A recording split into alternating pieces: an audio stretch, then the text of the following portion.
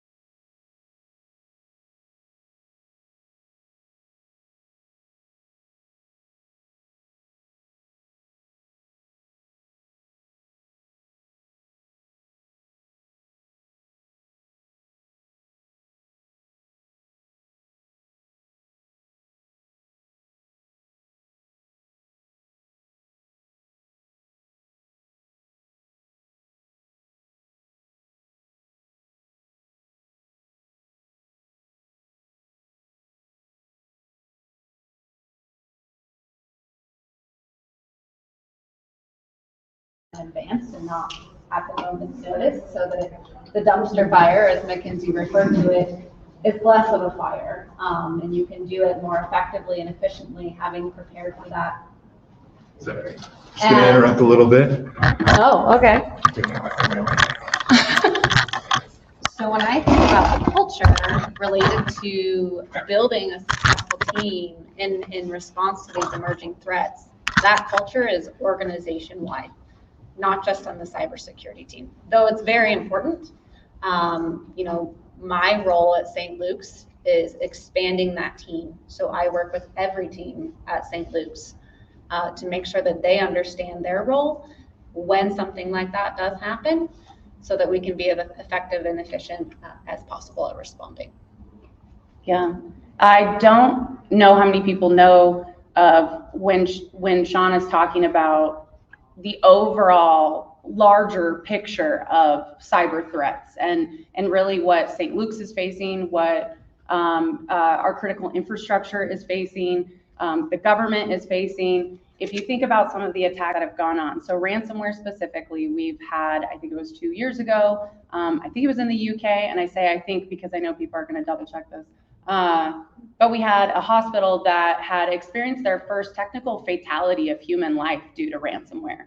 That there was a critical patient getting transferred to the hospital, it was ransomed, and during that time of things getting locked down and systems unavailable, they had to just transfer, just sounds easier, this patient in critical care to another hospital, and they died en route. So they passed away at that point. So to put it in perspective, if you think about like the Colonial Pipeline situation and how many other portions of the US were dependent upon that actual critical infrastructure, things specifically like gas, water, the things that we need as a society were increasing in price, were less available. So cyber threats are a larger, they account to a larger picture, especially in the healthcare area. I'd say for our team specifically on the IR consulting side, at the beginning of the pandemic, there is no coincidence to the types of attacks. We're not like, oh, wow, what bad timing that was. It's all bad timing, but it's very specific. With the beginning of the pandemic, we saw a significant increase in ransomware attacks. We thought that that was just pretty much what we were doing. I'm pretty sure we created a full playbook and service specifically for ransomware, as the gentleman in the front may know as well. But there wasn't a coincidence to that. We had an amount of our healthcare systems, and it wasn't just hospitals, but specifically hospitals, but also pharmaceutical companies, biomedical labs, insurance, healthcare insurance. They were also targeted by these nation state actors. And a part of this criminal ecosystem includes hiring out some of these cyber criminal gangs to do ransomware against these hospitals. They know if they're busy, it's in a time of need, this is an advantage to likely get paid out or to be benefited in some way. So if you think about the larger picture, that's usually what comes to mind for me too, is why are they targeting people? And I think that why, why, because of ransomware, has really shifted, in my opinion, the mindset, and I think the care about cybersecurity over recent years. In my time at St. Luke's, I can tell you in this role, having a conversation about why cybersecurity was important 5 years ago was a little bit harder than it is today, because today they get it, right? They have heard the stories from Scripps and from other health systems who have been down for multiple weeks trying to care for patients without the use of their electronic health record, without the use of communication technology, and they get the why now. And it makes it a lot easier to collaborate with them and really build that culture of cybersecurity being a shared responsibility across everyone at the health system, which is easier. But if we were thinking even, MacKenzie, about building the culture of cybersecurity teams, some of the challenges that we face today, Dan talked a little bit about the growth at his organization over the last year, which it must mean that all of the cyber professionals we're trying to hire are going to Dan because none of us can hire any. Oh, yeah. But it's a significant challenge in finding the right level of expertise, and not just people with the expertise, but for me, it's finding the people with the passion. Because if you have a disengaged workforce, especially in cybersecurity, not only is that expensive because you're paying a lot for not what you're getting, but it's a risk. If they are not paying attention to every potential incident, you're talking time, right? You're talking increased impact in that incident, which at least at St. Luke's goes back to increased impact to our patients potentially. But what are some challenges that from a consulting side, either within the Microsoft team or from some of your customers, would you add to that? Can you guys take a question? Oh, sure. Yeah. Okay. Yeah. Quick question, and then yes. So it sounds like number one, passion, diversity, and it sounds like your C-level executives are understanding some of the national stuff. Is there anything else critical you can say, like as you build your team, like making sure you find passionate people that want to come in and really secure your patients and really understand the weight of it? The CEOs being educated through your team and through nationally, like, patients can die on this. And then also diversity, people bring different ideas. What other some critical things in building that team? Is it things like making sure that they can break down barriers of communication so people aren't siloed, or is it people that are willing to be vulnerable? Yeah, what kind of things?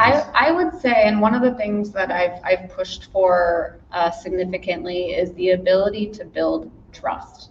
I think for so long, cybersecurity really got a bad reputation of being that team of no. And we've worked really hard to break down that silo and make sure that people feel confident and comfortable talking to cybersecurity, raising issues. Even if they were the ones that created the issue, they need to feel safe coming to us and having those conversations and building partnerships. Honestly, I think relationships are such a significant component because, as MacKenzie started with, it's not just a cybersecurity team that makes cybersecurity successful at an organization. We have to partner with subject matter expertise across the IT department, across many different departments. And if you can't get them to partner with you, success is going to be challenging. A lot of our critical initiatives that we're working on aren't just my team working on it. And so I would say it has to be people who have good people skills. I mean, honestly, some of them are very good, just straight engineers, but those soft skills, to be able to work with people in order to really accomplish all of it, in my opinion. Yeah, I think another pillar that comes to mind too is, in a general term, education, because it's not just educating the C-suite. We want that executive buy-in. We want the corporate support. We want, absolute risk to somehow supersede, in many cases, operational or revenue types of motives for an organization running. But the education side, it's actually really easy. I know it sounds silly to say this. It's much easier to teach tooling and technology and teach these very individual skills that are almost required at different parts than it is to teach good communication, good process development, and ultimately that trust and soft skills, that emotional intelligence. From a consulting side of the house, we have to have emotional intelligence, a higher EQ, because we are working with teams who are in a heightened state of emotions, a heightened state of awareness, and we want to make sure that they are candid and that they're doing their due diligence and that they're not really feeling like they failed at their job. If they can communicate, if they have those fresh perspectives, they've already kind of developed this culture on their team where they can say, hey, I don't know what that means. Can someone show me? And I see that siloed thing you mentioned is actually the biggest part. Some of the customers we have, we're looking at, Fortune 500, S400 level type of customers, massive organizations that have 24/7 level state-of-the-art SOCs, and they've got retainers and lawyers that have jets, and I don't know, they've got they have invested in technology. So, and if I walk in, I'm going to see 4 other types of major security product vendors in there as well, and they have invested in that time. they still get breaches. They still have security events. They still have these incidents.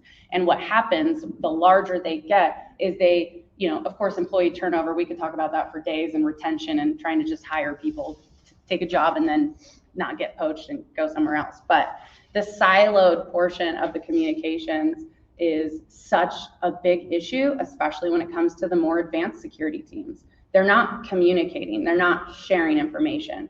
They're not helping each other. I don't know how to use this tool. Can someone show me? Yeah, as simple as that. It's not being done adequately, or it's not, I guess, rooted into the culture early on. And so it will make people not want to communicate. It will make them kind of close up. They don't want to be the person in the wrong, and they don't want to look like the dumbest person in the room, like in any types of teams we work on. But that is a culture issue, I think. And that goes back to trust. And I think one of the challenges that I've observed, not just at St. Luke's, but I think many organizations that I've had the opportunity to collaborate with, is just this expanding remote culture. I think having that opportunity to build trust and build relationships so that you feel safe having those conversations is increasingly more challenging when you don't get to have drive-by conversations or just that water cooler talk anymore. And so, and in addition to that, I think we have more meetings, which means we have less time to just get on a call with someone and chit chat and just find out who people are.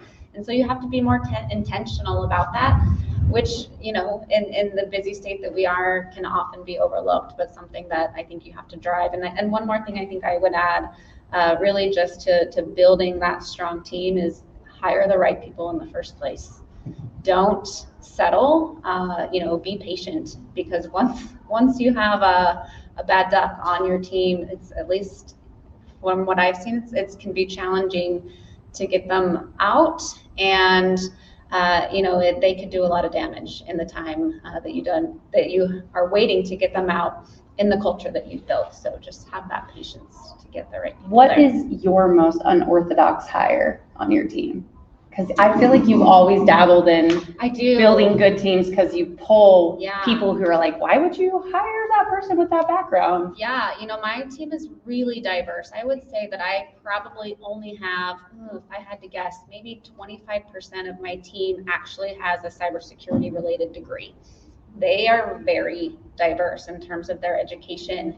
My most recent hire was a manager over our brand new cybersecurity defense team. So thinking about threat intelligence, vuln scanning, incident response, business continuity, and no cybersecurity experience whatsoever.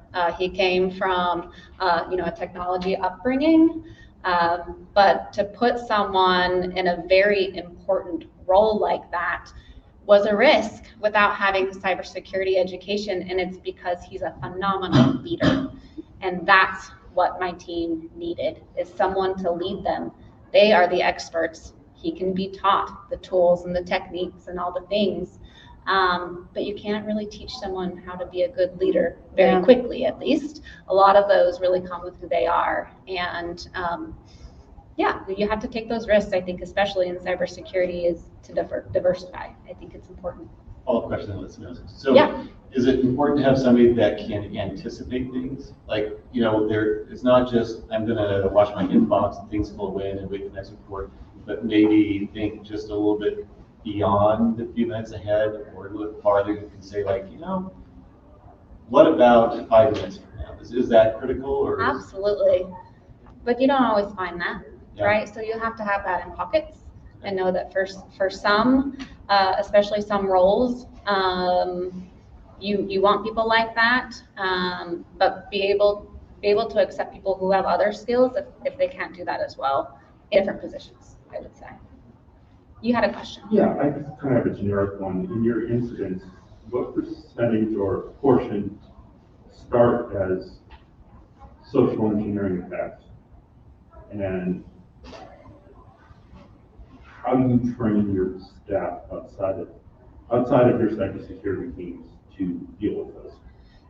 And I forgot to repeat the question earlier, so I think I'll repeat that now and then ask you. Just kick it off, MacKenzie, and then I could take it. But to repeat the question, maybe for the audience if they couldn't hear you, What percentage of attacks would you estimate generally are social security or social engineering based, and then how are we training people kind of to prepare for that? Is that right? So MacKenzie? I guess you say your staff outside of your cyber team. Okay, So perfect. general organization, employees and everything. I would say actually for our investigations of what we've seen, it's a lot, and you can look at some of the reports that have come out in the past year, it's decreased a lot as far as spear phishing or email phishing. It's not that it doesn't happen. In many of our cases though, we've had customers who are really good at responding to that. I think what I've seen evolve over the years too is the general culture changes for organizations is less on, putting down an employee because they got hit with the phishing test or whatever, and they failed security awareness training or for whatever. It's more incentivizing them and just having them learn and educate them. And that, I don't know if that's been a big impact. I think that a lot of the technical security controls too, of just making sure people can't do certain things, has also probably limited the amount of phishing emails. A lot of our investigations, surprising or not, come from initial access brokers. They'll come from people, bad guys, adversaries who are focusing actually on misconfigurations. They're focusing on password sprays. If they know that they can't socially engineer, and if you haven't been socially or attempted to be socially engineered, whether through a phishing email, a text message, a LinkedIn, or it's so easy to pull information off of that. So it's still a very viable initial access point. But in many cases, we're seeing a lot more increase in password spraying and credential theft through brute force of other systems. And so a lot of those also will result in long-term quiet access of these adversaries. They will find access, pay for access, and then they'll wait an amount of time so that data and some of the things that they're doing are quiet, but it rolls off and it's not going to be detected. It's not going to be noisy. 20%, I would guess, probably are still absolutely based on social engineering and, spear phishing or phishing emails. A lot of it though, that what we've seen is a lot more sophisticated. It's a lot more quiet because like Shawna was saying, these threat actor groups are much more cognizant and aware of what security teams are looking for. So on the question of education, and I think MacKenzie alluded to kind of this transition over time of punitive, you failed your phishing test, which I would say a lot of people are doing. The phishing test fish testing is a very common educational tool to prepare people. And there kind of has been this transition to focus more on, positive, you've passed, you reported it, great job. Some additional things though, I think tie back to the earlier conversation and just building a strong culture, which is building trust up with teams to the point where they'll invite you in to come talk to them and talk more about why it's important. Talk about how you secure your life outside of work, right? Because that's important too. And I think getting that buy-in from people makes them care more. We've done a lot of storytelling, a lot of helping people understand really the importance and why they need to pay attention. And that seems to have helped too over time. But that goes back to being able to build trust and relationships with people so that they give you that opportunity. Yes, sir. So since you're looking to build diverse teams, other than a computer science degree, what are other things that on a resume before you get to talk to someone that you're looking for? Certifications, a degree in another area, speaking engagements, we got a lot of students here. And what other things can they do that will appeal to somebody who's looking for cybersecurity specialists with additional skill sets? Yeah, great question. If I were looking, it depends on what you're looking for, right? So caveat that, but for example, I will soon be hiring a level 2 or level 1 cybersecurity analyst. And for someone in this role, I might be looking for someone with really good understanding of process. So that could be many different backgrounds, business, project management, business analysis, Risk management is important as well. That gets taught often in accounting backgrounds, for example. That's actually where I came from. My undergraduate degree is from Boise State in accounting. So really just kind of a wide variety. I've had English majors, and it's proven to be helpful because it helps us communicate to the organization in a non-technical way, something that they understand.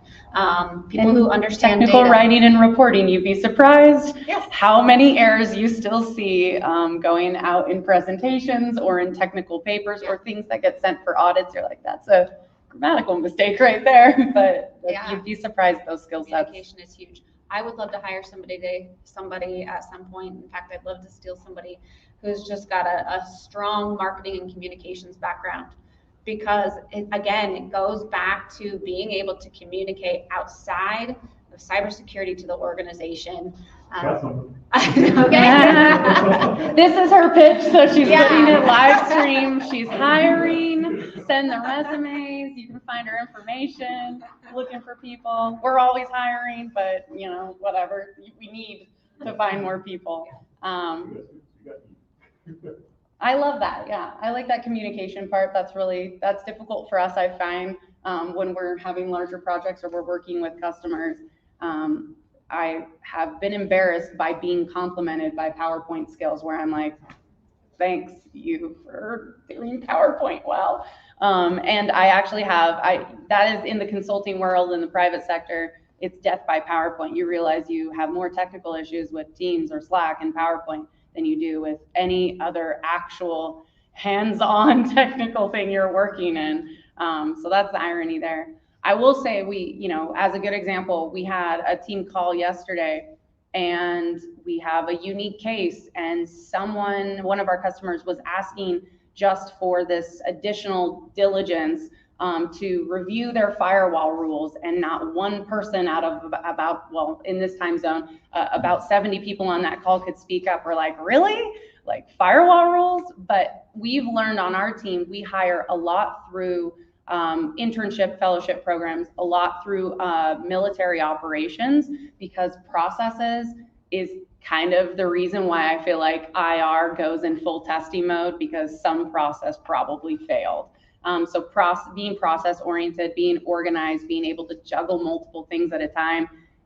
You could blanket statement that with any role or position that's being hired, but in cyber and in IR, that's what we look for. And recently we have been hiring a lot more developers. So you're in cyber, you're in IR, but we could care less if your background is that. We need people who understand programming languages. We need people who, because in many cases, they're pulling apart scripts or they're decompiling code that is built in some sort of executable that's been hidden by a bad guy sitting on a web server. So we have a very unique need for something that is impossible to find. The best thing I heard, years ago, like prior to probably like 6 years ago, of course it was a TED Talk, real research, and and not TikTok, TED Talk, not TikTok. And she was talking about, statistically, women will actually only apply for a job if they meet 100% of the required qualifications or prerequisites.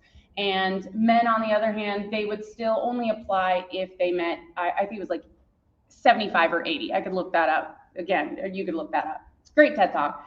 And while it talks about diversity and focusing on that specifically on teams, it was still interesting to see how many people won't apply for a job that they aren't even, a B+ in qualified for. And we have people who apply for jobs that have 20 years of experience and they've managed teams and they've worked for big names, and they end up just being subpar, dusty, and not great. They can't communicate. They don't work well with others. It's those soft skills that are missing. They put grammatical errors on official reports. I mean, you'd be surprised that in cyber, that's what we want. We're starting to diversify in more ways than one, but we want people who are willing to take that leap and apply for that job. Go get that tech job, if you don't think you're qualified. So, Shawna specifically, sorry. No, it's okay. Fine. I'm going to flip it around. Chopped liver. So, no. Think about, I would ask you to think about this. the advice that you give to early stage career professionals in cyber, mid-stage career professionals who are looking to move into a CISO role, what are the challenges that you face in establishing culture, not necessarily from your perspective, but helping to mature the organizational areas around cyber? So what sort of challenges did you have in actually creating that bridge to marketing, to risk management, corporate risk management, to the C-suite? What sort of specific kinds of challenges did you face and how did you overcome them? That's a good question. Okay, thank you. Great question, Ed. And I think that it again goes back to having those. So repeating the question, right? What are some of the challenges that I've seen, whether you're kind of early in your career or higher up in your career, my kind of mid-level, and being able to overcome those boundaries kind of between different departments. Actually, like what challenges did you see? Did I see? Yeah, did you see from a CISO perspective in going and establishing cybersecurity at St. Louis? Okay. From the other organizations, so you're the group that says no. Yeah. We love that. So That's such a good phrase. What other things did you overcome culturally? Yeah. Well, first of all, it took time, and it goes back to those soft people skills of getting people not only to trust me as an individual leading the cybersecurity team at St. Luke's, but then following that up with our commitments of wanting to help. So instead of being that team of no, we had to transition kind of a mindset of let's find a way for it to be yes, but in a secure way. And so taking the time to do that is challenging. It's way easier to say no. And so finding the commitment in my staff to have the time to do that sometimes meant I had to get more staff so that we can say yes, so that we can take the time to partner to be able to come up with those solutions. And this again goes back to, it's not just my staff. Having those conversations mean reaching your hand across the hall to the infrastructure team or the networking team saying, help us understand how we can do this, because we may not be the subject matter experts. You help us, we'll talk about the risk, and then let's figure this out together on behalf of that customer. And over time, kind of proving again and again that we want to be that partner, I think over time has really helped with that. So, and it shouldn't be just me. And that's kind of what I put back on my team is, I'm helping, I'm out there kind of helping build those relationships, but you have to do it too. And you have to deliver at the end of the day. And continue helping me build that trust. I think we're close to out of time. Any other burning questions that we could answer really quickly? I saw on some feeds yesterday that the government said heighten your cyber shield for all infrastructure. Why would they not be heightened anyway? It's a fantastic I know. question. We ask that question every day. Why are they not? I mean, looking at all sizes of networks in these environments and thinking about migrating to the cloud and where we're seeing more innovative technology come into play, but also more complicated, almost learning a second language when it comes to the cloud that is slightly different, but managing both. When they say, how I would translate when they say heighten, your cyber shield and for all network defenses, it is a vulnerability management, threat management. It's a continuous process to maintain the security of your networks if you're not, on a military base and fully air-gapped in a DMZ. We are constantly working towards that.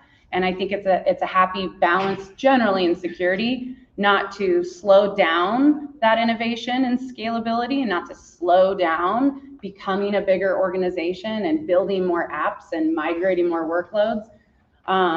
But it often results in forgetting about some of those components of assets that are in the data center that have been there for a long time, that are missing a couple patches.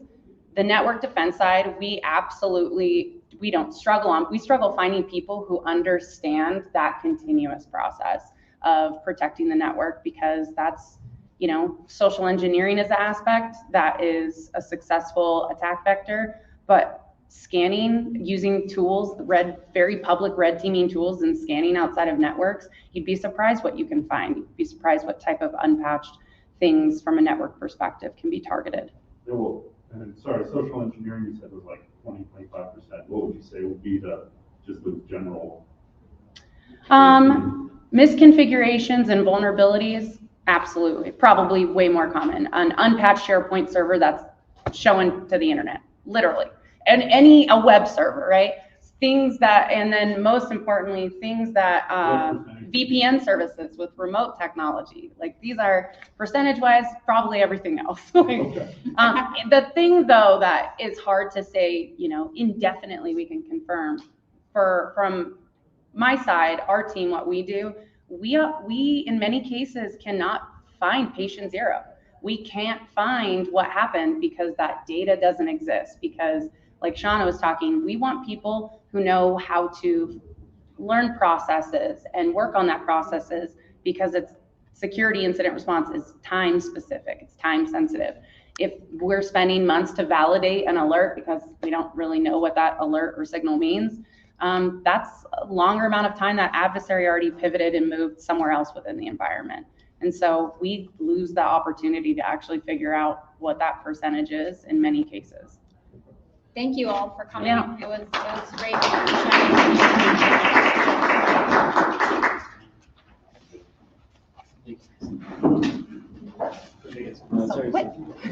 I like that. That was fun. Nope. Send a note to you guys. Sure, why don't you go there? Yeah, it is.